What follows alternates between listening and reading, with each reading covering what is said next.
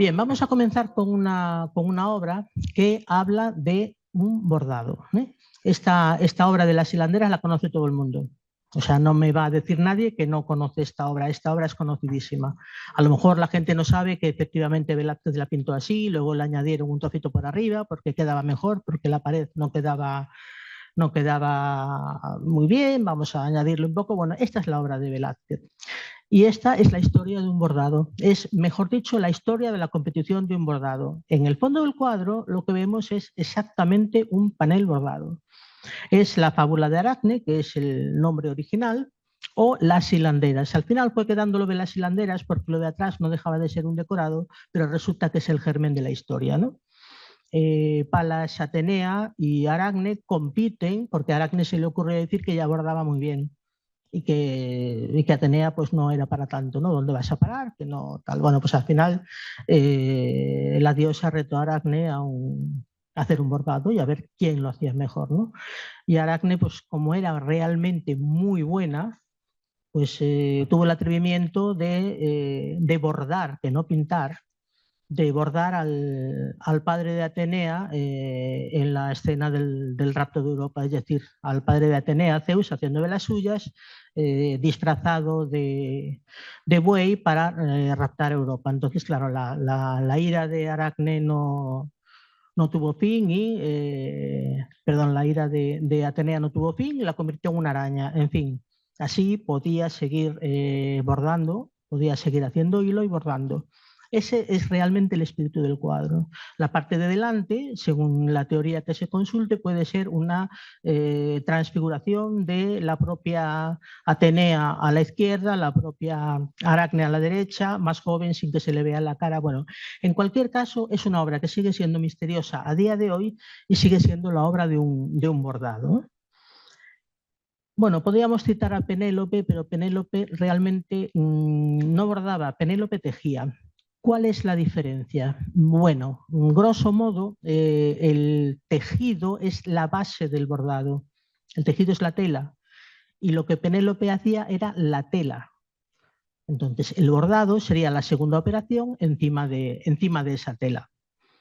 En cualquier caso, bueno, eran labores de hilos y de ajuares, de labores generalmente de mujeres, aunque ya veremos que no siempre es así. Bien, pues ya sabemos algo del bordado porque ya hemos visto las hilanderas, ¿no? El bordado está presente en nuestra vida en muchísimas ocasiones, ¿no? Recuerdo que cuando mi madre, que era una mujer de muy afilado ingenio, se fue a operar, dice al cirujano literalmente, no, nada de puntos de sutura, a mí me hace usted un festón en condiciones.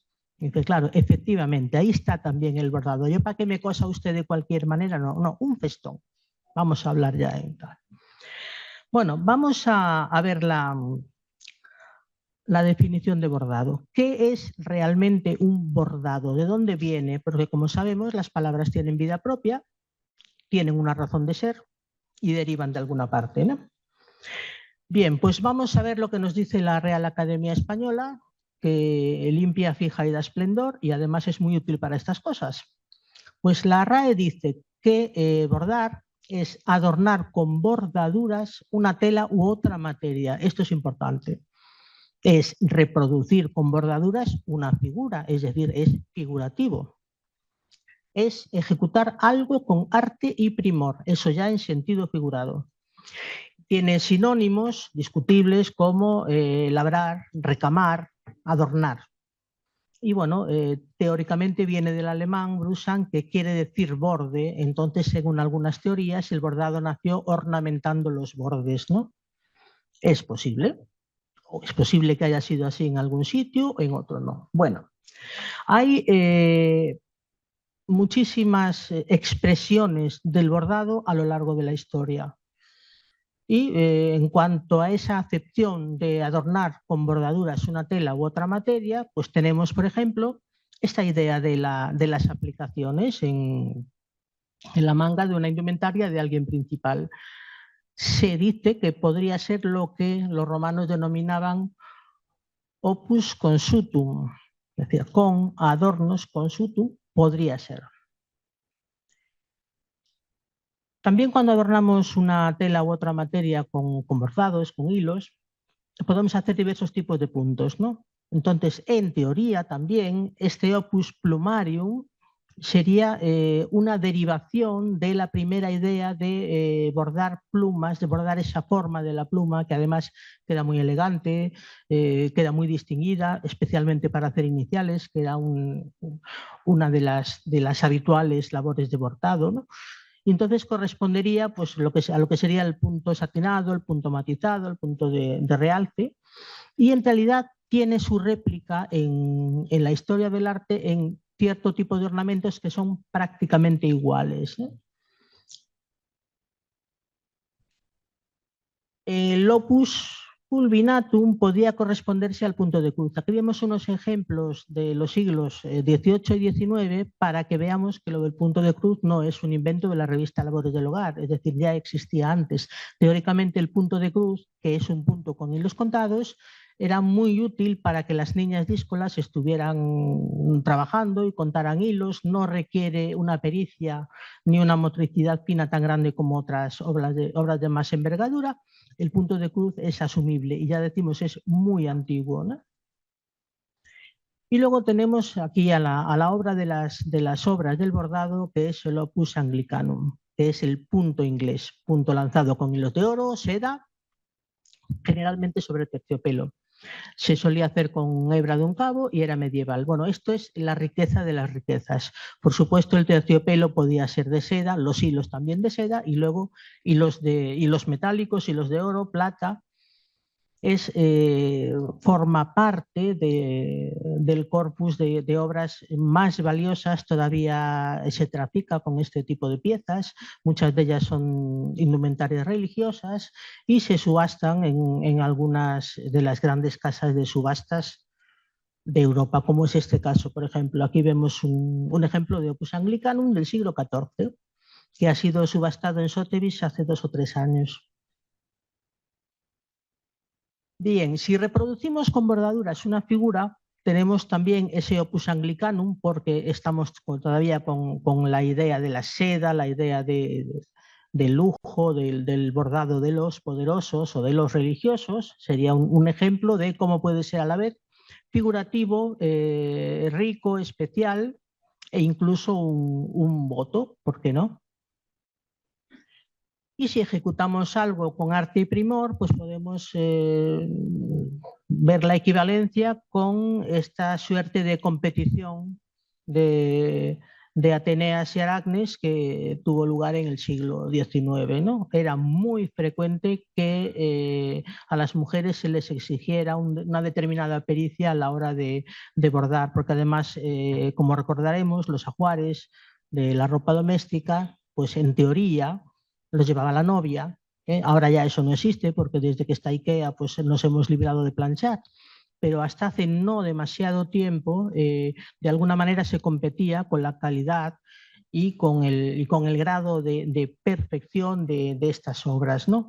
Era una manera como otra cualquiera de competir y de destacarse.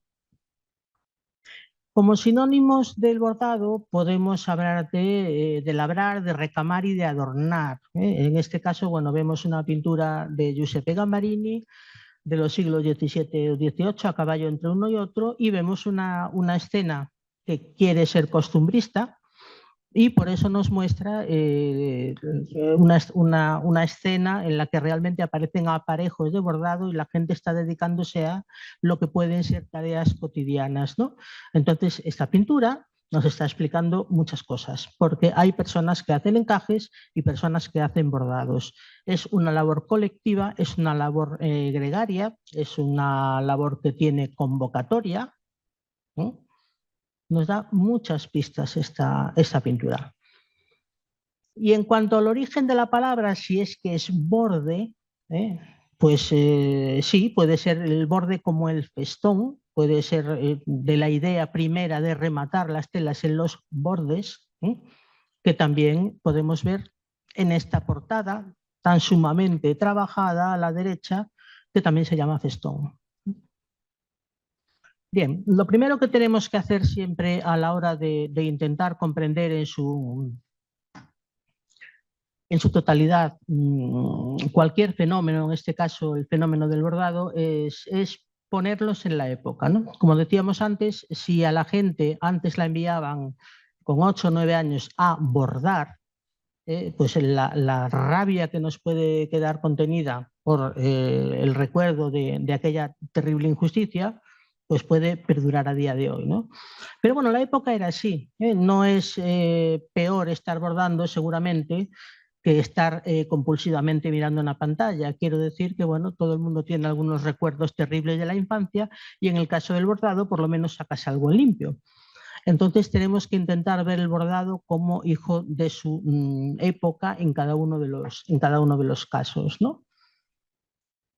Bien, vamos a ver por qué ocurre que realmente hay una discusión entre si el bordado es una artesanía, es un arte. Bueno, es una discusión muy frecuente. Y yo desde luego no voy a ser quien diga si es una cosa u otra, porque al fin y al cabo a mí el bordado me sirve para relajarme y para divertirme, y realmente la otra cuestión no me interesa mucho, ¿no? Pero sí es cierto que los objetos que rodean al bordado, las herramientas con las que se borda, llegaron a tener una ornamentación muy peculiar. Llegaron a ser objetos muy delicados, objetos de regalo, presentes importantes, y en muchos casos estaban hechos con materiales nobles.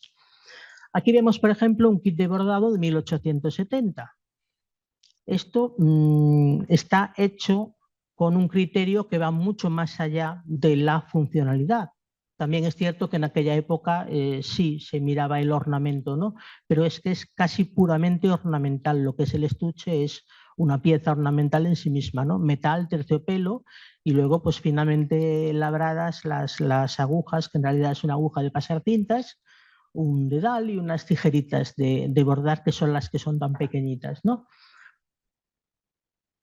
Bien, pues ¿es un arte o no es un arte? Es decir, con el bordado se pueden hacer muchas cosas. Eso es lo que vamos a ver a lo largo de la charla. En este caso sería una obra de punto de cruz que es una réplica del Ecce Homo de Lorca, ¿no? Así visto, es una ironía muy grande, pero bueno, tiene su cierta gracia. Vamos a ir viendo breves puntadas históricas para continuar con nuestra historia. Hay una cronología del bordado. El bordado comparte con la historia del arte y con la arqueología la necesidad de encontrar piezas que atestiguen la esencia de las obras, y con la necesidad de contar también con documentos que nos cuenten exactamente cómo podía ser aquello, que nos aporten datos, que nos puedan ayudar a datar los hallazgos. Y bueno, parece ser que como estamos en el siglo XXI, esto poco a poco se va de alguna manera ensamblando, y sí vamos sabiendo más sobre qué era el bordado, cuándo empezó el bordado y qué es lo que nos ha quedado del bordado, ¿no? Bien, se habla del bordado desde tiempo inmemorial. Se habla básicamente de la cultura babilonia. Se cita incluso en el Antiguo Testamento con frecuencia, igual que en el Quijote también tenemos muchos datos sobre los ajuares y sobre la forma de coser y de bordar. Ya en el Antiguo Testamento hay alusiones a piezas bordadas y a piezas textiles. Bueno, esto va sirviendo de alguna manera para orientar un poco el devenir de esta historia, ¿no? Las corrientes artísticas también van a discurrir paralelas a las corrientes del bordado, es decir, lo que nos gusta hoy también nos gusta para bordar, seguramente. Es inherente ese cambio del gusto a la corriente que esté de moda en ese momento, ¿no? Más aún ahora que vivimos en una cultura tan sumamente visual, ¿no? Bien, pues estos trapitos que vemos aquí, ¿cuántos trapitos habrán ido a la basura pensando que eran eso, trapitos, ¿no? Estos trapitos que vemos aquí son de la cultura egipcia del Fayum. aquella cultura en la que había unos sarcófagos pintados con encáustica. Yo creo que más o menos nos acordamos todos un poco de aquella época.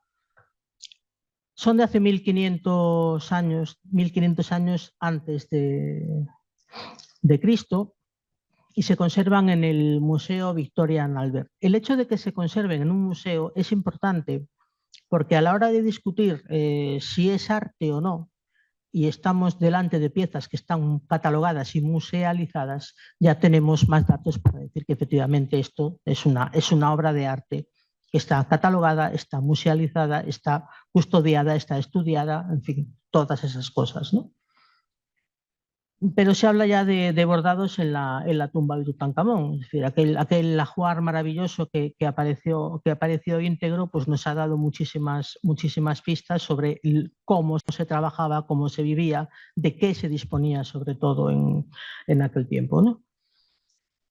En cualquier caso, el bordado data de mucho antes. Ya hemos citado a las culturas babilonias. Es muy difícil saber exactamente dónde nació y cuándo, porque también depende de si consideramos bordado una costura o consideramos bordado lo que es una costura ornamental, es decir, no necesaria para ensamblar dos piezas.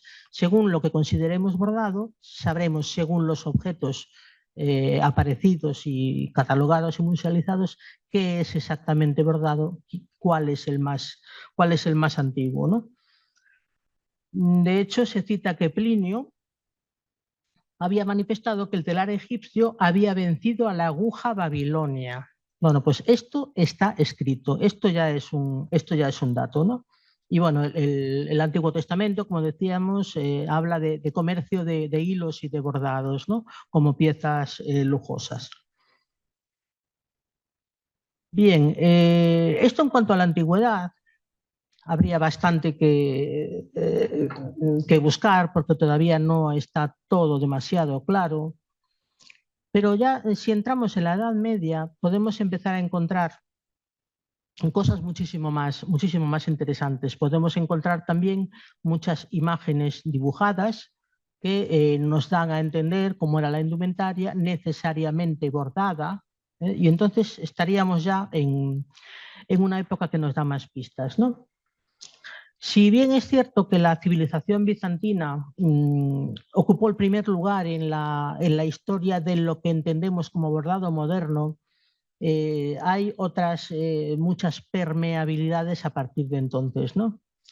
Si pensamos en la época bizantina, pensamos en lo que hoy se llama vulgarmente el brilli-brilli, ¿no? Pues tantas teselas de metales, tantas piedras semipreciosas, piedras luminosas, esa cultura del adorno pequeño, del adorno multicolor, del recamado, de todo eso nos lo va a aportar la cultura bizantina, ¿no?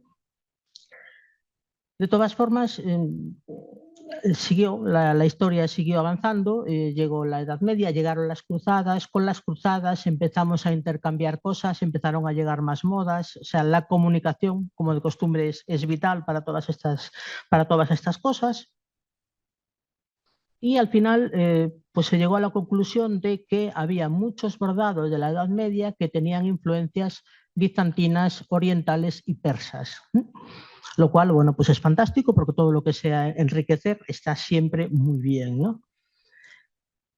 Después, también la cultura cristiana tenía algo que decir, entonces pues también sigue permeando unas ideas con otras.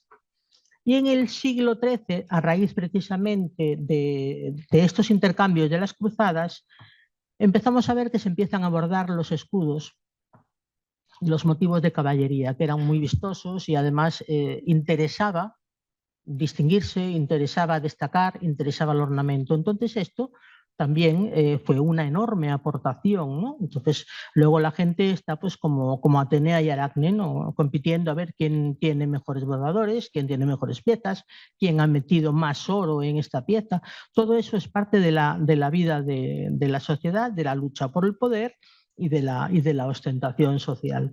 No es un tema menor.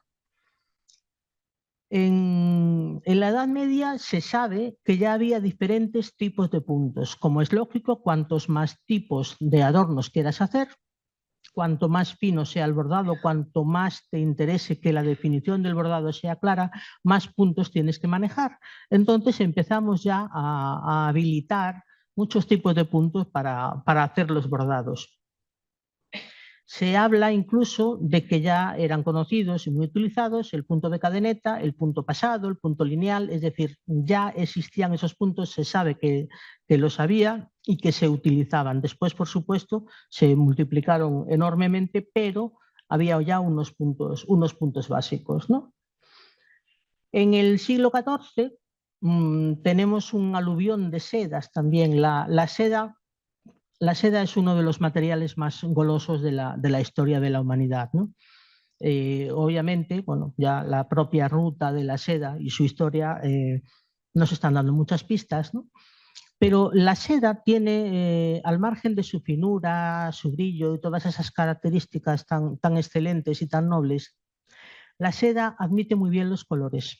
Estamos hablando de la Edad Media, todavía había los tintes que había y en cada sitio había sus propios tintes. No era tan fácil como lo fue después. Y la seda era muy agradecida, entonces al margen de ese brillo que tenía, de esas telas tan finísimas que se podían hacer, es que los colores quedaban maravillosamente bien, ¿no? De hecho, se había comentado en cuanto a la seda, que los japoneses tenían tal amor por aquellas sedas de sus kimonos que fueron necesarias en ciertos periodos de su historia leyes suntuarias, o sea, leyes de contención indumentaria, para que la gente no fuera tan sumamente presumida y tan sumamente exuberante, porque claro, llegaba a ser un poco exagerado, ¿no? Y entonces, bueno, tuvieron que plegarse. Hubo un dictamen sobre cómo tenían que ser los kimonos muchísimo más austeros y entonces decidieron poner las sedas por dentro porque no podían vivir sin disfrutar de esos estampados tan coloridos y tan hermosos, ¿no? Bueno, puede ser cierto, puede ser algo que roza la leyenda, pero está dicho por lo menos, ¿no? Bueno, pues en la Edad Media empezó la cosa ya a difundirse. Se empezaron a usar lo que hoy conocemos como lentejuelas, que son hoy piezas plásticas circulares planas con un agujero en el medio que se podían bordar. Obviamente las lentejuelas de este momento no eran plásticas, eran lentejuelas metálicas. Llegó a haber incluso algún tipo de lentejuela hecha con escama de pez. Es una cosa un poco peregrina, pero es cierta. Las llegó a ver de vinilo más adelante en el siglo XX. La lentejuela es un elemento del bordado muy interesante, es decir, como aportación material al bordado, la lentejuela dio muchísimo juego para bordar. Y al final, bueno, pues en el siglo XIV, pues la seda, la lana, el hilo de algodón no se utilizaba para bordar, el hilo de algodón se utilizaba para hacer tejidos. Y si la prenda era buena, el tejido no era de algodón, que era de lino. Y se bordaba pues es con seda y con lana más o menos fina, ¿no? La seda ganó muchísimo terreno y dependiendo de para qué fuera, interior, exterior, para ropa para ir a la batalla, dependiendo de lo que fuera, pues la seda se utilizaba o no, porque la seda, aunque es bastante resistente, para ropa de batalla, desde luego que no vale, ¿no? Bien, pues desde el siglo XIV tenemos ya en España un uso exagerado de la lentejuela, insisto, entendida como pequeño disco de metal con un agujero en el centro que se puede bordar. Hay muchísimas obras conservadas de la historia del bordado. Generalmente son piezas de mucho lujo porque eran piezas para los poderosos. En este momento, por supuesto, por desgracia, la gente de clases bajas, que era la mayoría, como todos sabemos, no podían permitirse el lujo de bordar, ni siquiera les entraba en su entendimiento que fuera necesario llevar ningún tipo de adorno de esta clase. Es decir, el clasismo está en el bordado también y además de una manera muy exagerada, ¿no? Todas estas piezas están musealizadas, pueden contemplarse, si no en vivo, si en imagen, que es una suerte que tenemos hoy por hoy, poder acceder a los museos vía internet y poder ver las piezas. Porque ocurre, y eso os lo comentarán en el Museo del Traje, es que el textil es muy difícil de mantener, ¿eh? Ya no digamos en un clima como el gallego, con esta humedad tan terrible, el textil se pudre fácilmente. La seda aguanta bastante, la lana en ciertas condiciones aguanta bastante bien, pero es atacada por la humedad, es atacada por los xilófagos. Al final es muy complicado mantener las obras textiles y los hilos a lo largo del tiempo, ¿no? De hecho, en el Museo del Traje de Madrid, que es un lugar maravilloso, podemos ver cómo los trajes están realmente en peceras, o sea, es decir, están en una especie de escaparate con la atmósfera absolutamente controlada y también muy controlada la luz. Es decir, estamos con unas precauciones que son por lo menos tan grandes como las que tiene una obra de pintura, ¿no? De hecho, hay protocolos ya muy estudiados para la conservación del algodón, para la conservación de la lana, para la conservación del lino o para la conservación de la seda, ¿no? Pero, por ejemplo, cuando se hizo un museo en Memphis, se hizo un museo de los trajes de Elvis Presley, ¿no? Y aquellos trajes de la época de Las Vegas, que eran todos absolutamente sintéticos, no artificiales, sino sintéticos, es decir, puramente de laboratorio, pues se encontraron con que no había un protocolo de conservación de esos tejidos, es decir, esto a lo mejor no dura 20 años y ¿cómo hacemos? Que le dé la luz, que no le dé. Bueno, pues fue bastante complicado tener que hacer un estudio para saber cómo se podían conservar esos tejidos tan chocantes y tan plasticosos, ¿no? Bueno, vamos a ver algunas obras icónicas del bordado, que las hay, ¿eh? Están a la vista. Tenemos el tapiz de Bayeux. El tapiz de Bayeux es, dicen algunos, el cómic más antiguo de la historia. Bueno, es una manera de decirlo. Realmente no es un cómic, es una tira larguísima. No sé si son 15 metros o algo así, o algo más.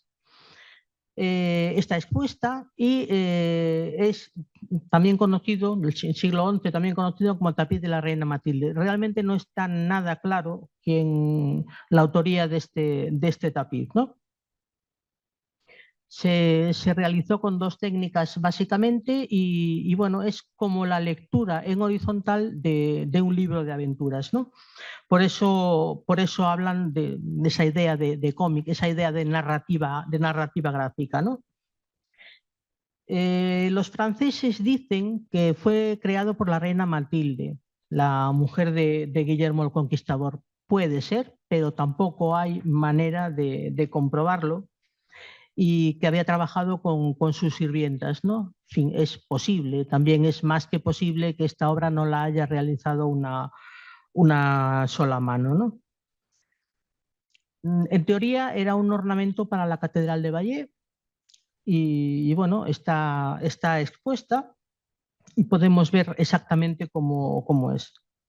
Se comparan acontecimientos bíblicos. Esto es algo muy frecuente porque, como es lógico, son los poderosos los que hacen estos bordados tan extraordinarios y lo normal es que sean de alguna manera propagandísticos o sean religiosos. No hablan de temas cotidianos ni de temas menores. Entonces, de alguna manera, en un momento en que había bastante gente analfabeta, aunque no fueran los poderosos, esto era una idea de reafirmación del poder de lo a la Iglesia y de lo a los que mandaban, a los que metían las batallas y todo esto, ¿no? Bien, no es la única pieza de la que disponemos. Aquí vemos es que realmente podemos apreciar las puntadas, los colores, son lógicamente tintes naturales y vemos en el alto de la pieza, lo que vemos es la anchura del telar de lino en el que fue realizada la pieza de tela, y entonces se aprovechó esa longitud tan sumamente larga para ir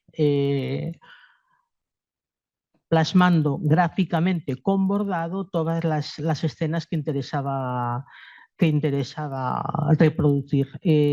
Aparece, como podía ser el caso de cualquier otro códice de estos tiempos, aparece la caligrafía también. Esto es importante, ¿no?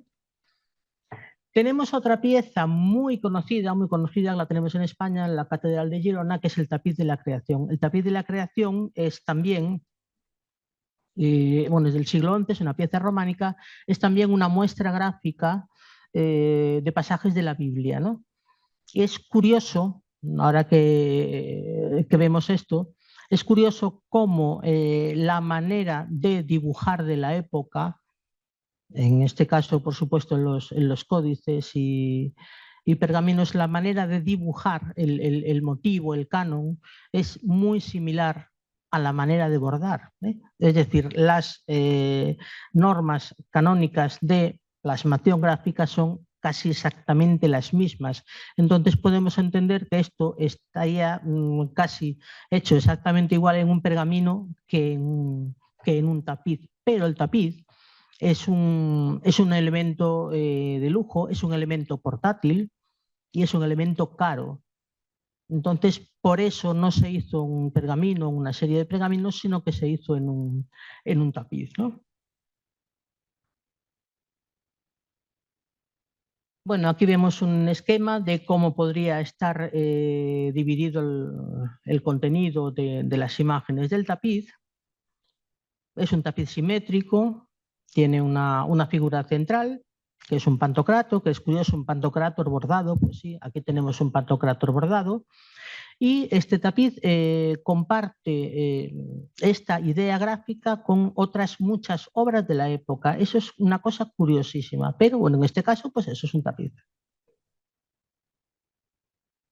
Vamos a ver qué pasó con la reina Catalina cuando casó con Enrique VIII. La reina Catalina, bueno, se fue a la corte. Ya sabemos que, bueno, tuvo la suerte de no ser decapitada como sus sucesoras, pero sí se sabe, sí está constatado que fue la reina Catalina quien introdujo en las Islas Británicas el llamado black work o trabajo negro, ¿no?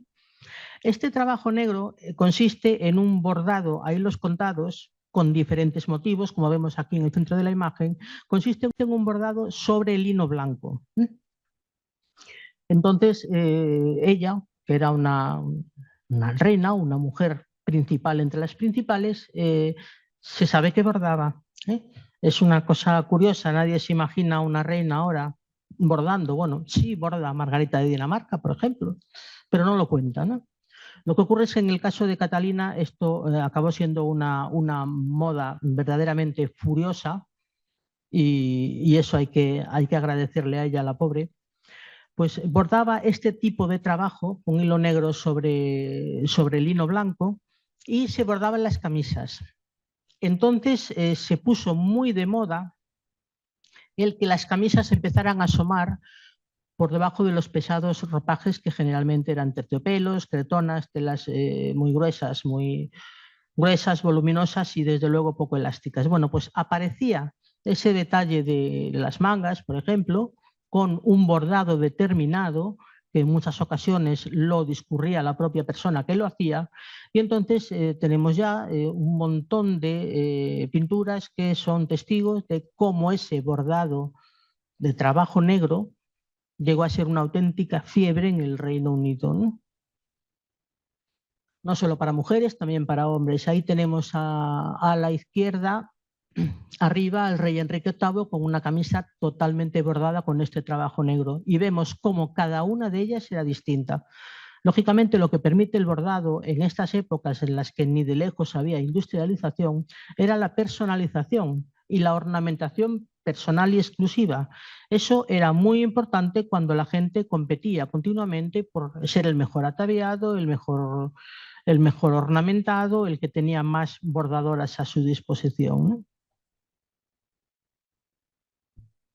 Aquí vemos cómo la cuestión llegó casi a salirse de los marcos cuando se creó una manga transparente para que se pudiera ver el bordado de la manga, que era lencería y que estaba por debajo.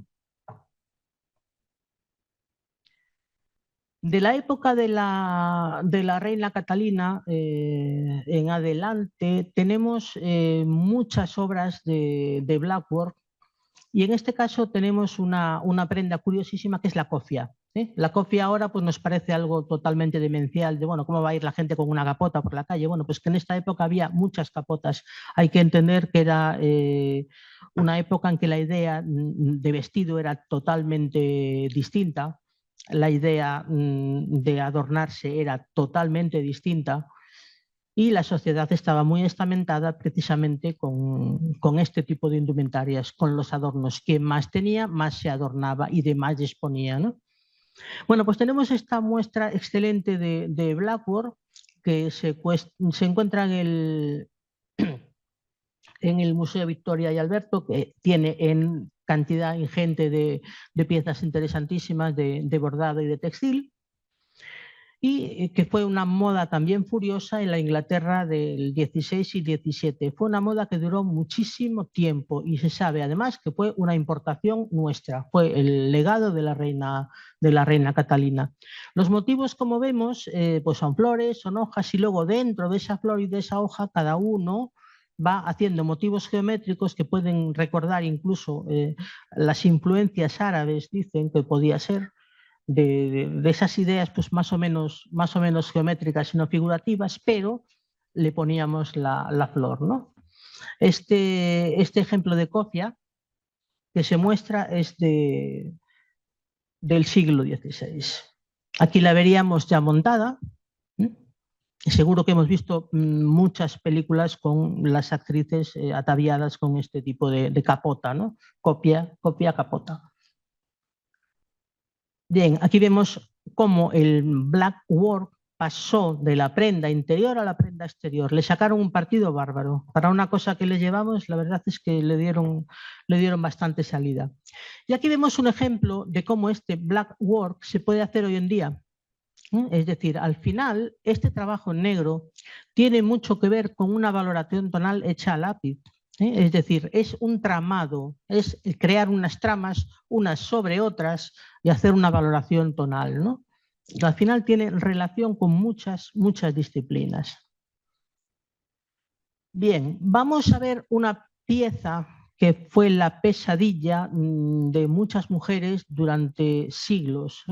Si alguien ha leído novelas de Jane Austen, encuentra allí este tipo de torturas que suponían la creación de los samplers, ¿no? Bueno, pues el sampler era lo que llaman un dechado, es un muestrario de puntos, ¿no? Entonces se supone que las mujeres tendrían que saber pues algo de música, tendrían que saber bordar, tendrían que saber llevar una casa, no quedaba otra, ¿eh? Es decir, era un requisito indispensable, por eso digo un rito iniciático en la edad adulta. Y además ocurre que estamos hablando de épocas en las que se pasaba de la infancia a la edad adulta en un solo paso, ¿no? Esto de la adolescencia es un invento bastante moderno, ¿eh? Es decir, las mujeres primero eran niñas, luego se desarrollaban, ya eran mujeres y se casaban si las podían casar, y si no que le pregunten a Jane Austen. Las casaban en cuanto se podía y cuanto mejor, pues mejor para todos, porque se trataba de realmente una manera, una inversión para su vida futura, ¿no? Entonces, cuanto mejor bordara, cuanto mejor supiera hacer ajuares, pues fantástico, ¿no? Era una habilidad más que tenía.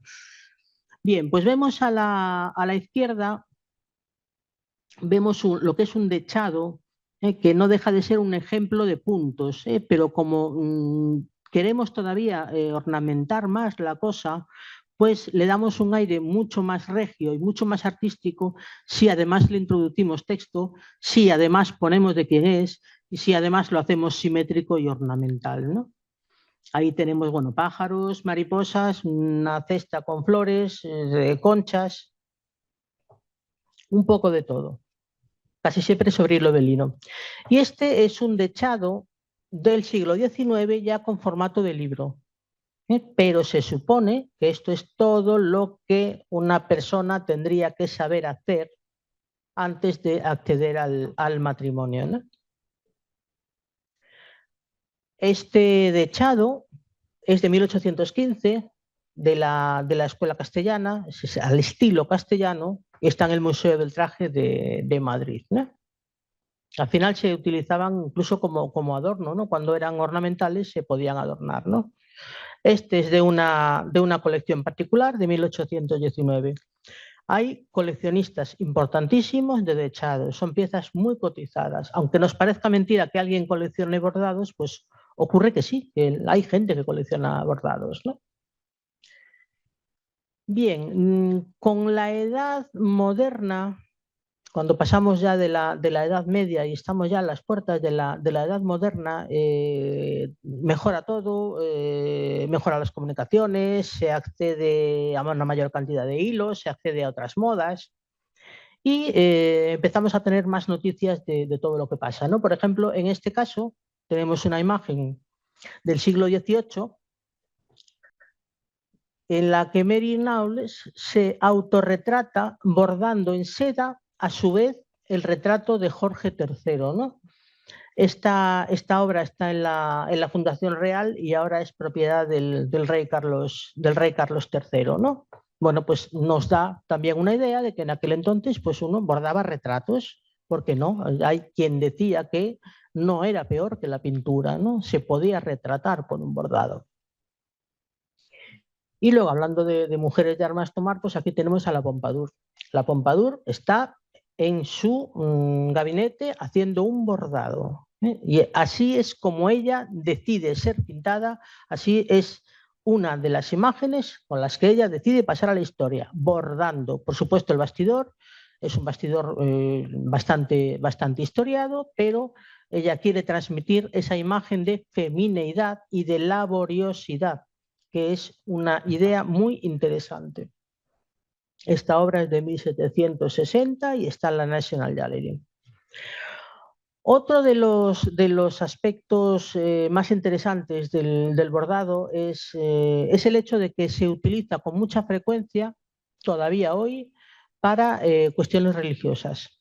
¿Por qué? Porque el hecho de bordar con generalmente hilo de oro o hilos de seda, pero hilo de oro con muchísima frecuencia, también se considera que puede ser entendido como un voto. De hecho, si la corona de una virgen tiene brillantes, su vestidura también puede tener oro, ¿no? De alguna manera es una ofrenda, es una prenda cara, una prenda que tiene mucha importancia, mucho interés, es una prenda que resplandece. Entonces es el terreno ideal para bordar con oro. El bordado de oro lo vemos aquí realizado por un grupo de monjas. Es una labor colectiva generalmente. Se suele bordar sobre terciopelo, se utilizan cartoncillos para darle realce al oro, ahora lo veremos, y suelen ser piezas de terciopelo bastante grandes, no se pueden doblar, no se pueden recoger, tiene que estar totalmente plano. Entonces, de alguna manera, es que prácticamente estás como rindiendo pleitesía al bordado mientras lo estás haciendo. Aquí tenemos un ejemplo de cómo es el bordado de oro. Son hilos metálicos de verdad. Y en esta imagen que vemos en el centro, vemos cómo ponen unos cordones blancos y eso que están enhebrando en la aguja es realmente un canutillo de oro, entre comillas, que viene en tiras largas y se corta y se va ensartando y se va poniendo, rodeando ese cordón o alma o mecha, que es lo que vemos en blanco, ¿no? A la izquierda vemos como hay unos cartoncillos y por alrededor se va cubriendo, a punto lanzado, se va cubriendo con hilo de oro, ¿no? Hay muchos formatos de oro para realizar estos bordados, ¿no? A la derecha vemos cómo se borda en grupo en un taller andaluz. Hay muchos todavía, de hecho la Semana Santa andaluza es de las más importantes de España y además es una Semana Santa muy ornamental, ¿no? Hay muchas cofradías, hay muchos talleres, hay talleres de tercera y cuarta generación ya, y por lo general bordan los hombres. Es una cosa curiosa. Hay aquí otro ejemplo muy interesante, que es un frontal de altar. Este frontal de altar lo he escogido porque tiene una peculiaridad, al margen de ser un bordado de oro sobre seda. Está la iglesia de Capo, en Sicilia. Aquí lo vemos, un frontal de altar, lo de toda la vida, es decir, un paño que se coloca delante del altar. Es portátil, pero es también una pieza ornamental. La curiosidad de este frontal de altar es el motivo que se ha bordado. Fijémonos en que estamos en la misma iglesia en la que está el frontal del altar. Bueno, pues los motivos son prácticamente los mismos.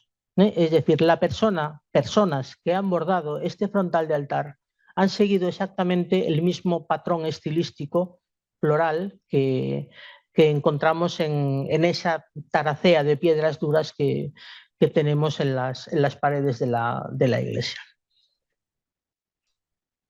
Bien. En cuanto a las cuestiones de restauración, en el caso del bordado, tenemos un campo muy interesante, ¿no? Aquí vemos, por ejemplo, cómo esta imagen, que es una imagen toscana, es una Madonna Dolorata, o sea, es una dolorosa, no es nuestra Dolorosa vestida de negro, pero es una adolorata, como dicen ellos. Se está restaurando. Bueno, pues se pueden incluso de alguna manera recortar los bordados y volver a colocar en una pieza de tela nueva. Fijémonos cómo, lamentablemente, bueno, es así. La imagen restaurada es quizá, entre comillas, más sencilla de restaurar, es decir, queda prácticamente igual que estaba, y el bordado no lo es tanto. Es difícil encontrar exactamente los mismos hilos, es difícil encontrar estos ribetes dorados porque esos sí que son realizados en fábrica y ya no hay patrones. Tiene una cierta dificultad, ¿no? Y aquí tenemos un ejemplo de una restauración de una virgen de una parroquia de Celanova, que se trajo cuando la tela de seda, el fondo que vemos a la izquierda, prácticamente se desintegraba. Al sacarlo del paquete, bueno, pues como en el caso de Tutankamón, todo empieza a convertirse en polvillo fino y solamente queda en pie el bordado, ¿no? Entonces la cuestión está en si se puede de alguna manera trasladar ese bordado a otra seda. No queda igual y entonces al final se hizo el bordado prácticamente igual al que tenía. Exactamente los mismos colores, que los colores tenían que verse en las mangas porque al darle la luz el color se comía, ¿no? Entonces hubo que mirar otra parte del vestido para saber exactamente qué tonos eran, ¿no? Al final la restauración quedó prácticamente igual, pero también ocurre como cuando se restaura cualquier pintura o bueno, el Pórtico de la Gloria mismo, los colores al final nos parecen chillones, ¿no? La Capilla Sistina decimos, uff, qué luz, qué barbaridad, bueno, pero es que eran esos los colores, ¿no? Bueno, en cuanto a hackear, vamos a hablar de todo lo que se puede hacer con un bordado cuando no está específicamente ni en una tabla de altar, ni en una prenda, ni en un cojín, ¿no? Bueno, pues resulta que el bordado puede aparecer en muchos sitios distintos, ¿no? Hay muchas extrañas hibridaciones entre muebles y bordados, es una cosa curiosa. Y estas hibridaciones en ocasiones aparecen en casas de subastas. Bueno, vamos a ver una serie de cabinets flamencos, o sea, de Flandes, que han sido subastadas en bueno, importantes casas de subastas europeas. Tienen paneles de madera y paneles recubiertos de bordado, ¿no? Todo esto que estamos viendo son bordados.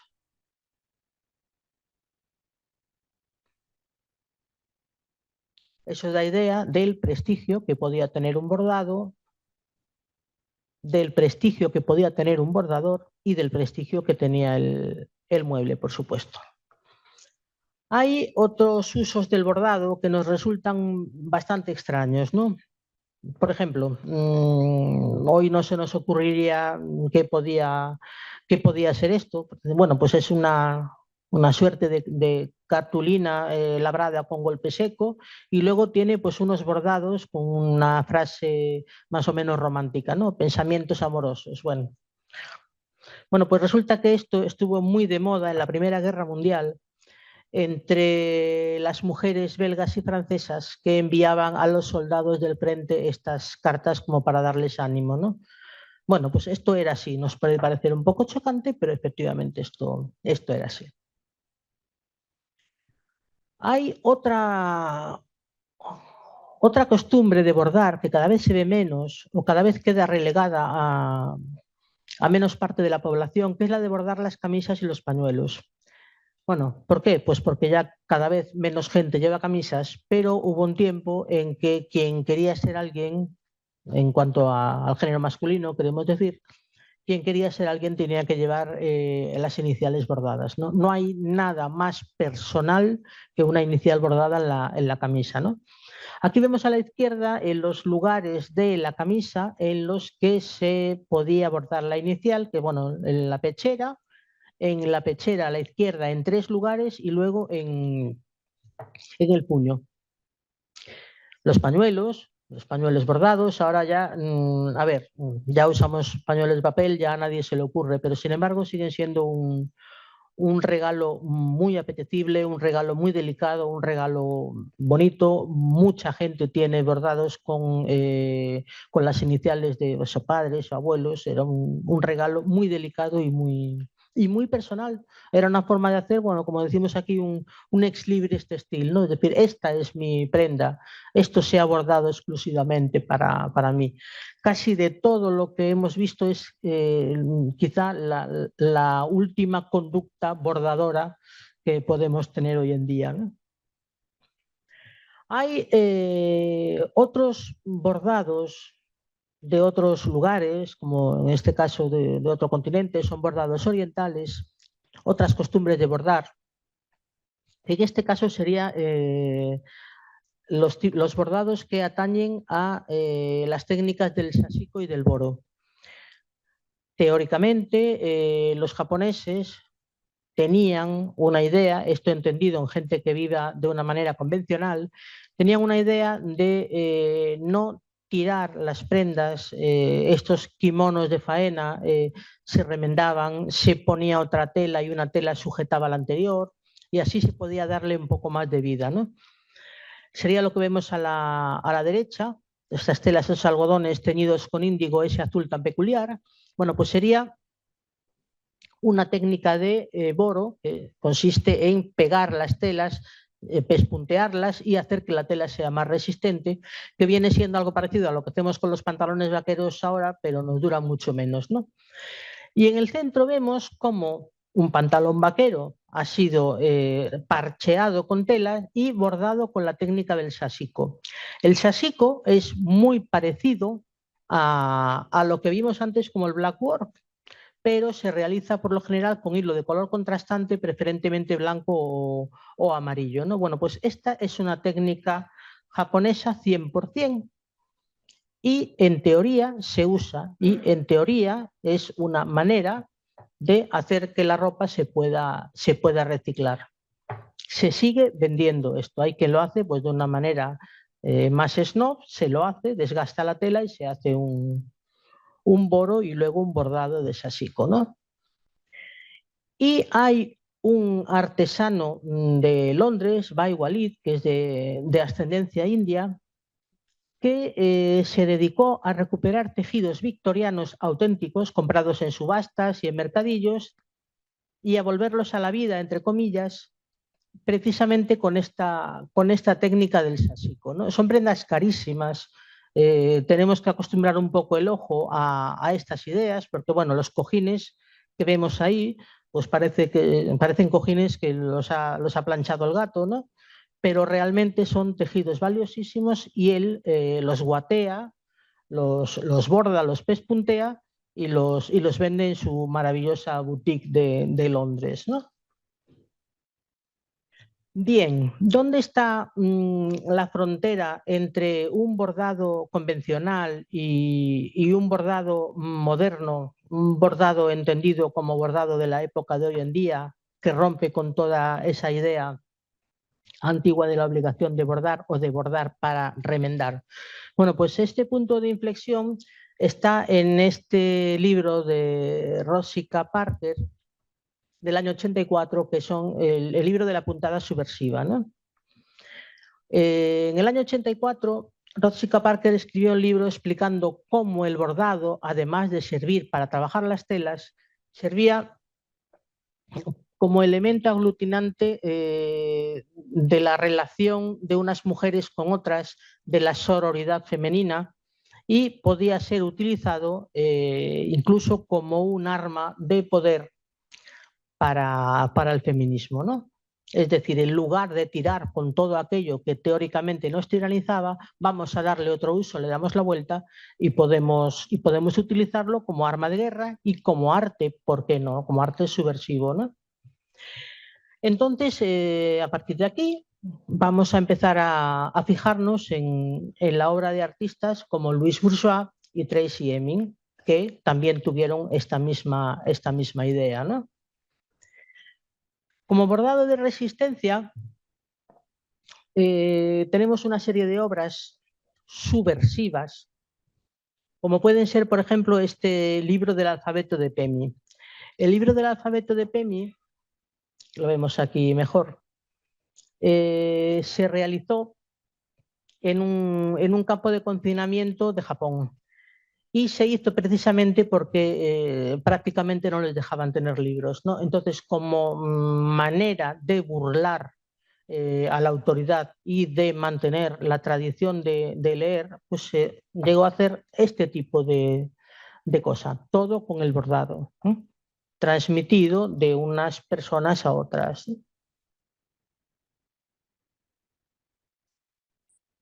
Otra pieza interesantísima de la historia del bordado, aunque alguien me dirá, bueno, pero eso es patchwork. Sí, bueno, pero el patchwork es un bordado de aplicación, ¿eh? Realmente es una labor que tiene bordado, ¿no? Es el quilt de la Biblia de Harriet Powers. Harriet Powers era una esclava y realizó esta colcha con algunos pasajes destacados de la Biblia, ¿no?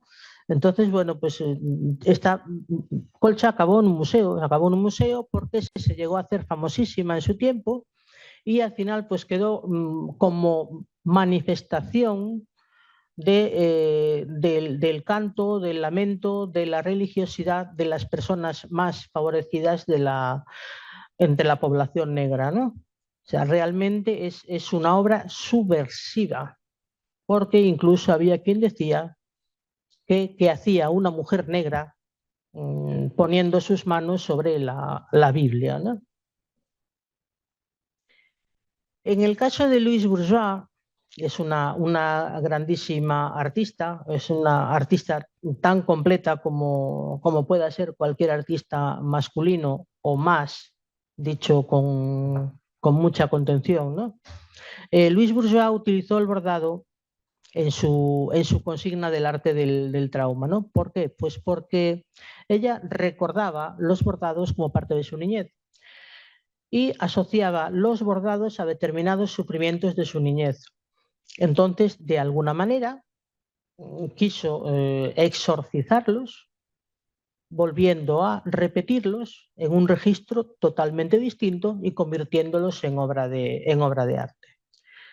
En este libro que nos recuerda al libro que acabamos de ver, ella fue plasmando todos esos bordados, aplicaciones de tela, con telas que ella había recuperado de su propia niñez, vestidos que habían sido de su madre, vestidos de su infancia, todo recuperado, restaurado y cambiado de formato para de alguna manera crear un lenguaje artístico muy propio de su obra, ¿no?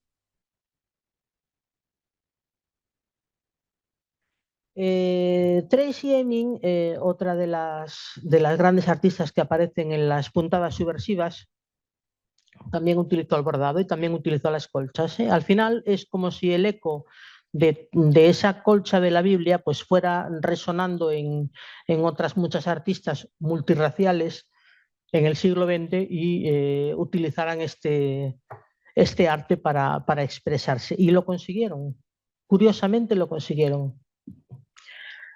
El bordado, incluso bordado anónimo, como puede ser este caso, también se hizo conceptual, también alcanzó la polimaterialidad, la multitécnica, también llegó a ser una instalación. Entonces, podemos decir que realmente consiguió convertirse en el medio de expresión de muchas mujeres que nunca hubieran querido volver a aquel sometimiento a base de bordado obligatorio con un canon o con un sampler, ¿no?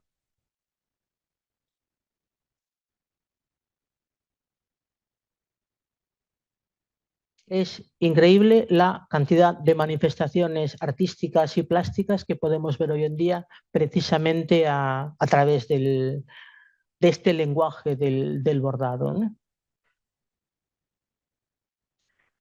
El bordado sobre papel se utiliza ahora mucho, es una técnica muy interesante y es otro ejemplo más de cómo el bordado puede utilizar la técnica mixta. Es sumamente increíble lo que la gente ha sido capaz de llegar a hacer con fotografías antiguas, con fotografías impresas en tela y bordando. Es totalmente alejado de aquello que en teoría tendríamos que seguir haciendo si no hubiéramos aprendido nada, ¿no? Y el caso de Amparo de la Sota es un caso sumamente interesante. Amparo de la Sota es sobrina del arquitecto Alejandro de la Sota, es bordadora. Bordadora es artista.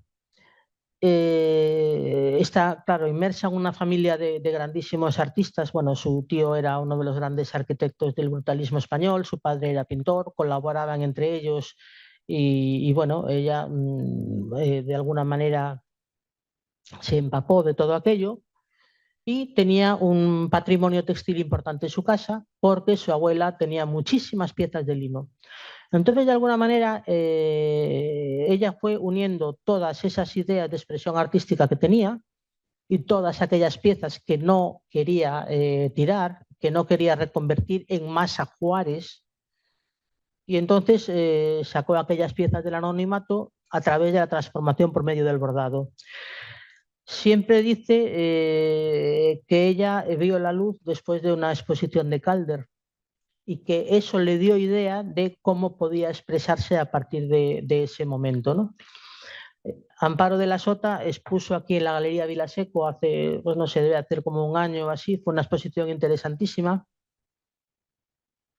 y pudimos comprobar cómo con elementos tan sencillos como el mismo lino con el que podía haber tejido Catalina en Inglaterra en su tiempo y las mismas agujas y las mismas puntadas, puede crearse un lenguaje artístico totalmente diferente y además de una estética delicadísima, una cosa absolutamente impresionante.